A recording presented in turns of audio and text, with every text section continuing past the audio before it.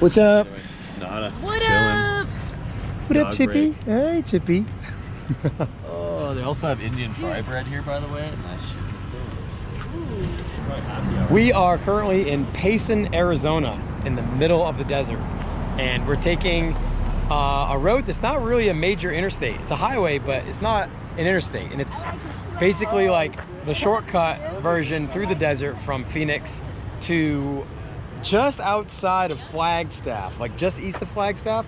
And I've done I-40 from Albuquerque to Flagstaff and then straight down to Phoenix before, but I've not done this road through the desert from Phoenix. So it's pretty cool to be here. Whee!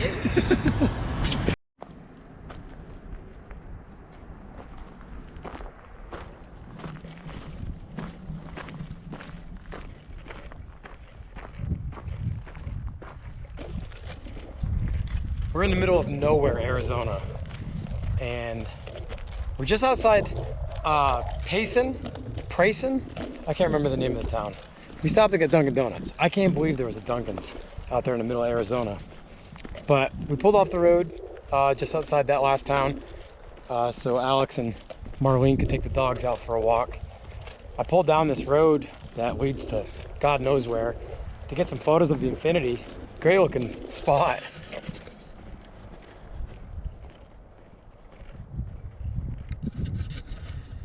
Yeah, we're out here. The term "we're out here," we are certainly out here. Yeah, so I'm gonna try to find them. They're out here in the woods here somewhere, I think on a trail. So let's see if we can find them.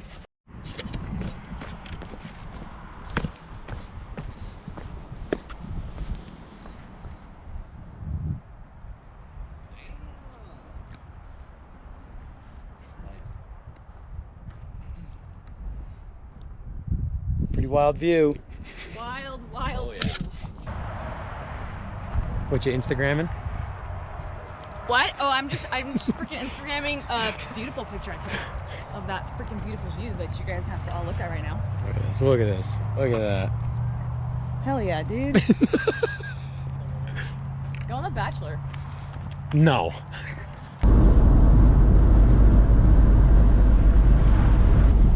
We're currently out in the middle of nowhere, Arizona.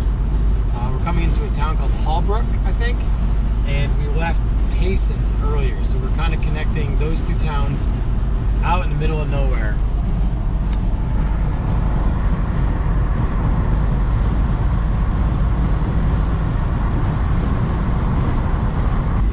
It's beautiful out here. I'm glad I don't live out here, but coming from the Northeast, I just absolutely love driving through here. It's such an alien landscape. You know, it's like nothing that you've ever seen if you've grown up in the Northeast of New England and never gotten out. So it's really, really quite a treat to come through here as often as possible to kind of get a taste of what the Southwest of America looks like.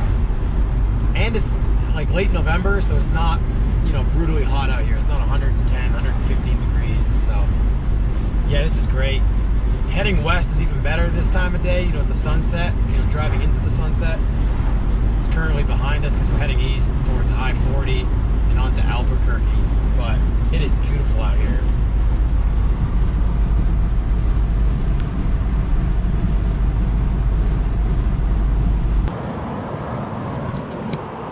We're in Holbrook, Arizona. This is like Dino Land, dude. There's like dinosaurs everywhere. There's petrified rocks everywhere, and it's this really cool little town on the cusp of like kind of weird high desert greenery and low desert dirt and red rock. What? Low desert nothingness? Yeah, exactly. Yeah, the high desert stuff was dope. I was really into that. Jacket started to get chilly about that time. Yeah, it's getting chilly.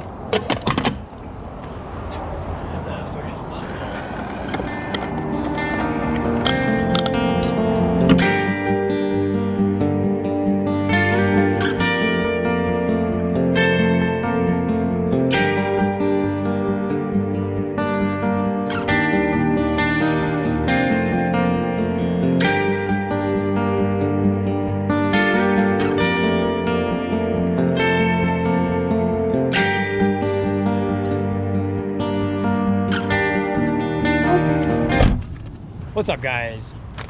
We are currently in Gallup, New Mexico. While we're on this trip, it seems like every state is starting to lock down tighter and tighter. Which doesn't feel sketchy at all. We just drove into New Mexico, and when you're driving east on 40, Gallup's the first town that you hit with really anything for like stores and food and all that stuff. So we stopped at a gas station to like use the bathroom before trying to get some food, and the vibe is definitely weird. People seem to be like frantic and like running around, and definitely unsettling, I guess. It's cooler here in New Mexico. How cold are you? I'm pretty chilly. I had to throw a jacket. I'm actually cold too, and I can't be a tough guy about New Hampshire, because when you're cold, you're cold.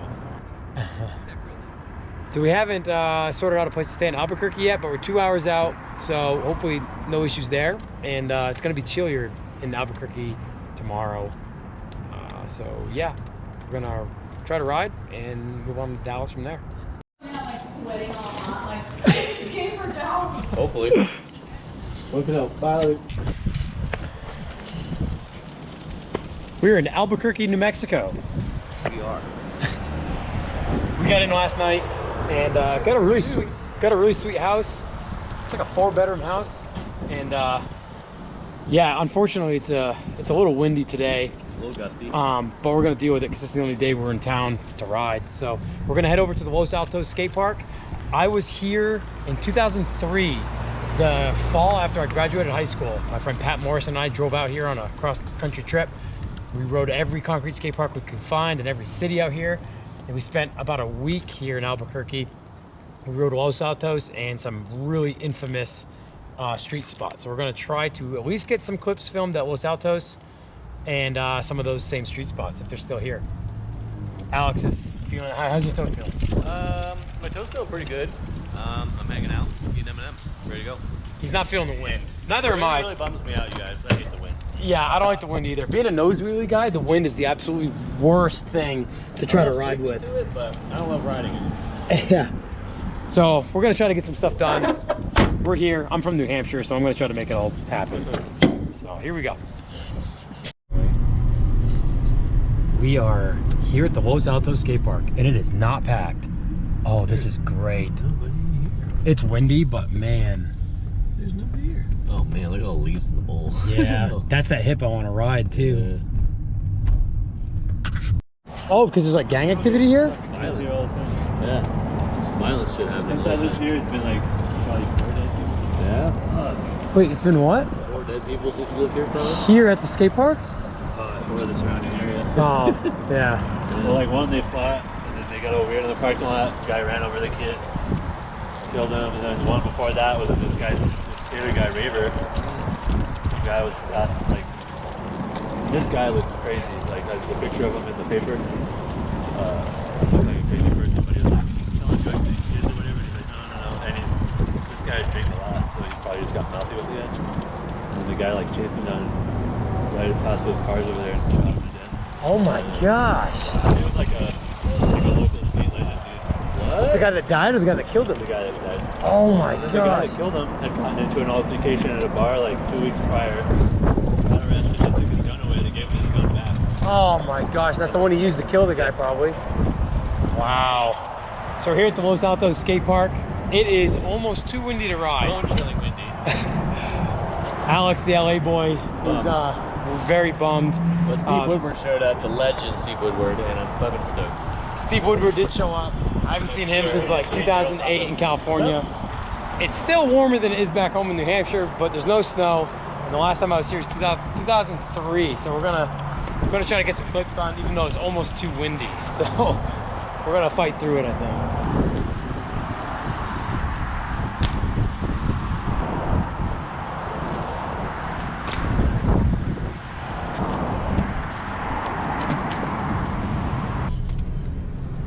So we just rode Los Altos for a little bit.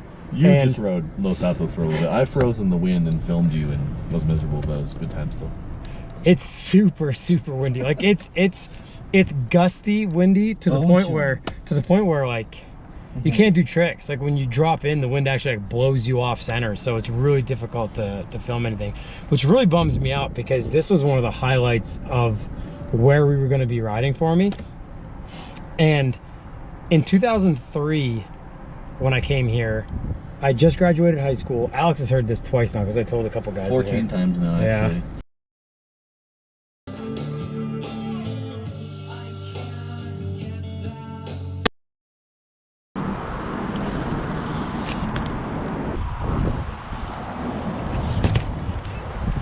When I was here in 2003, I hadn't started learning hang 5 nose wheelies yet. And to be honest, and Alex knows this, that trick and other nose wheelie tricks is kind of why I rode pro. Like I was like a front wheel rider. Technician. Trailblazer. And well, I mean, yeah, I mean, I'm honored to have played a part in that. But when we came here in 2003, I was 18 years old and I'd never learned hang 5s, didn't really know if that was a trick I wanted to learn or not. And there was a local here. First of all, Joel Moody made me want to learn hang 5s. That guy takes the credit. But there was a guy here, local here, when we came here, and there was a whole bunch of shredders here that was trying a hang 5 from a little wedge to wedge, and he couldn't do it. And I remember watching him get close and being mind blown. Like it was just such a crazy looking trick to be brakeless and pull up into a nose wheel and just coast. But I've got high 8 Sony Handycam footage of him trying this hang 5 here on this wedge to wedge, and he couldn't get it, but it inspired me to go home and learn hang 5s.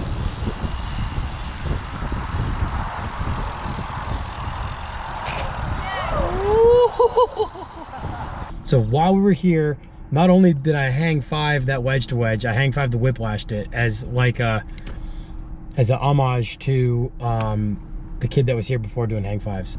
As I mentioned to Alex, it started here and it's ending here. Yes, exactly. Maybe not ending here. I'd like to continue to do that trick well into my older age, but up to 69. up to 69. But it's been really cool, even though it was really difficult to ride. Alex didn't get any clips, unfortunately. Too cold. It's cold and real windy. I'm happy to have gotten just a few clips here just to kind of revisit the skate park as a 35-year-old rather than an 18-year-old. So now we are headed onto a legendary street spot here in Albuquerque. It's a schoolyard with like concrete banks around the schoolyard with a wedge hip, and Brian Castillo destroyed this spot in a video way back in the day. Yeah, he wrote it in Ride Industry, which was the first BMX video I bought, and then it was Turbulence with Rat Boy at the wedge. So we're gonna go there, and I'd really like to downside tail whip that wedge hip and maybe 270 truck it, because those are two tricks I had not learned yet when we were here in 2003. So luckily there's a local guy here that shout out to John, cool local, cool kid. He's got a 12-year-old son, Donovan, here learning front tire grabs and toboggans, and yeah, they're the only 2 other riders here. And shout out to Steve Woodward for showing up for like 20 minutes to freeze his bones off with me and hang out. Yep, Steve showed up. Legend. Good to see him. Legend. And the Los Altos skate park has actually become like a den of violence, apparently. Yeah, because Steve was saying that there's been like 4 murders here. In the park itself, or the parking lot surrounding areas. Unbelievable. It's always been ghetto, but yeah. I mean, it's really bad now apparently, so. What a bummer. To the point where there's armed security walking around the park like at all times. I don't know where they are now. I think they're smoking somewhere in a truck. they're out with guns. Yeah, there's an armed security guard sitting in a Jeep behind us here, our Ford Explorer here. And there was a plainclothes, like undercover police officer here with him for a little bit too. And it's really too bad to see neighborhoods just kind of fall apart like that. And while we were in here, we had a guy roll in asking for heroin. Yeah, so that was dope. That was cool. What a bummer. But nice guy. nice guy. Shout out to John though, who's in here, who gave us the directions and the name of the school, because it's been so long since either of us have been here. And shout out to Donovan for learning some tire grabs. Keep those going. I want to see that bigger and better next time I come here 17,000 years from now. Yeah, if you're watching this, Donovan, yeah, get those fly out tricks done. Learn them all fly out at that quarter pipe. Yeah, and then start doing them over ramps. Start just hanging out with Steve Woodward. Whenever he's here, he'll teach you everything you need to know. Yep, and that's all you'll need to know. Literally. Yeah. Well, it was nice talking to you guys. We'll pick back up at the school, hopefully.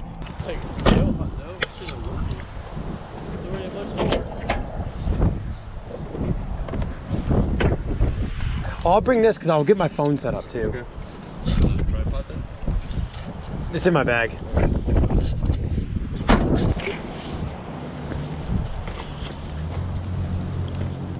think this one's the best one to get into? Yeah, I think you can pop over, you can just push this over. Oh yeah. Yeah.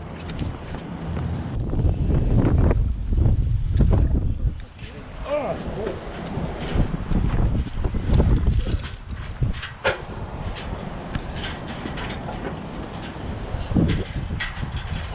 Watch your jeans. Watch my toe, fuck your jeans. Yeah. Oh, perfect. What? That's crazy. Yeah, it's out of the sand there, LA. That's wild. It's cold to do anything. Alex is freezing, but I'm reliving my youth. There's just such an unbelievable spot in here in this school. A wedge hip, ledges. It's basically a skate park in here. It's so crazy. Really, really excited to just hit this wedge hip. I don't care how windy it is. We'll give it a go. Looks like there's a gazebo where the hip is now. Dude, they took the banks out. Banks are gone. Oh my gosh. I think the banks are gone. Wow, they are. That's where they were. Look, because they're still here. Yeah. Oh no. Oh, Wow. One stops on that ledge way over there. It's like a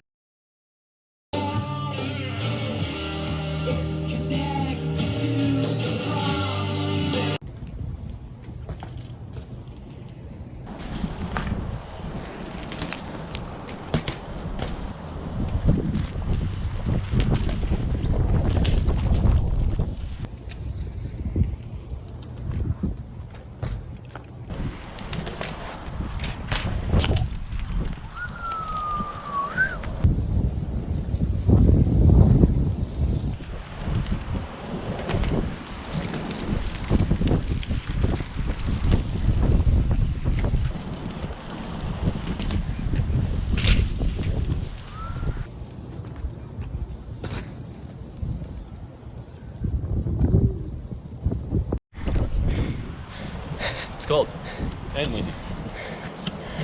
Okay, so here's the scenario with what I just had to fight through. 10 years off the bike, for the most part. 1 year back into it, riding every weekend.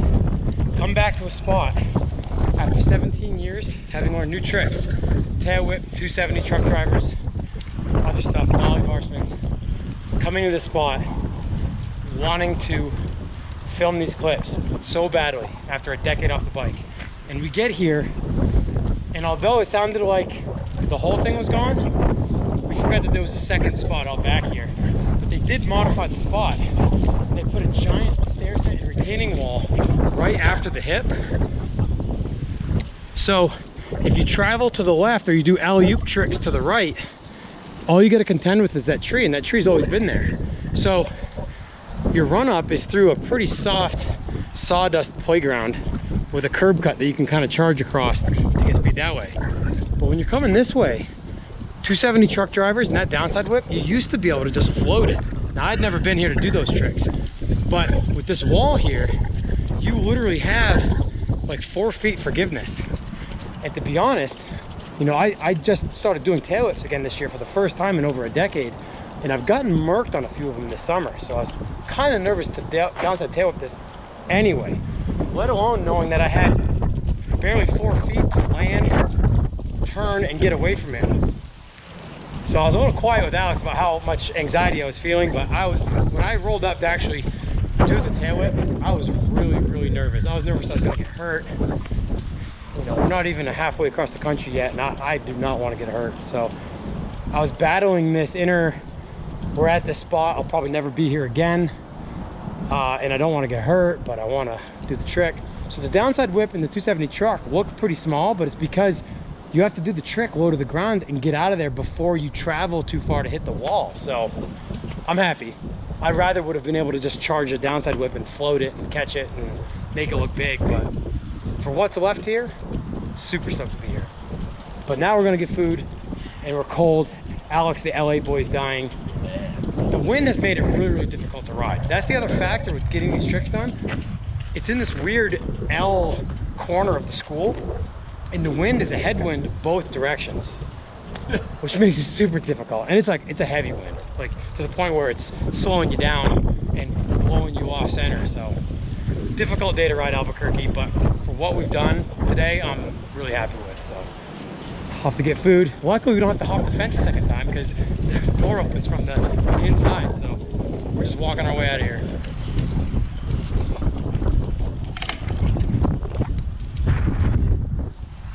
Yeah, really stoked on that.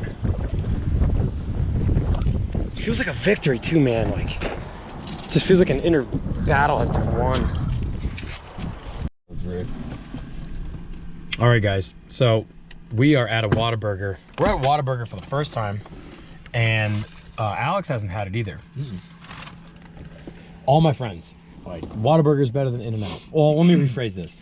All my friends in Texas say Whataburger is better than In-N-Out, with a few here and there spread out. So I'm always talking about In-N-Out because I'm from New Hampshire, and the closest In-N-Out is Dallas, Texas. This is as far east, as far as I know, that they've made it. So whenever I travel to the West Coast, I'm always geeking out about getting In-N-Out because I'm only going to be out there for a few days, so I fill up on In-N-Out as much as I can. So everyone said, make sure when you go to Texas on this trip, get Whataburger. Well, we're in Albuquerque, and there's one here, and honestly, we're a little hesitant to get Whataburger here because our Albuquerque experience so far has been awful. Pretty shady. Pretty windy. Awful. And his last time he was here was what, 07? Mm-hmm. Last time I was here was 03. Didn't exactly leave a great impression on me then either. That's why I never came back since. It's just kind of a rough area. Well, I should say tough. Like, you got to be tough to live here, it seems like. Yeah. And we're tough guys, but we're not. Yeah. No. So we're having Whataburger for the first time, and we're super stoked on it. I got the patty melt. He got a few different things. He got half the menu. I got a hatch green chili cheeseburger, like double thing with bacon. It's probably like, I'd rather have this than like most In-N-Out burgers most days. This is really, really good. I might try that one in Texas. It's really good. Yeah. No. So we're stoked. We're good on Whataburger. Limited time only on this one though, by the way, so better get on it. Okay. Yeah, that's really good. Kind of hot though. You might be a little sweaty for you. We'll see. But Whataburger gets a thumbs up for us. Thumbs up. 2 thumbs up. No, yeah, fuck yeah. 2 thumbs up. Oh shit.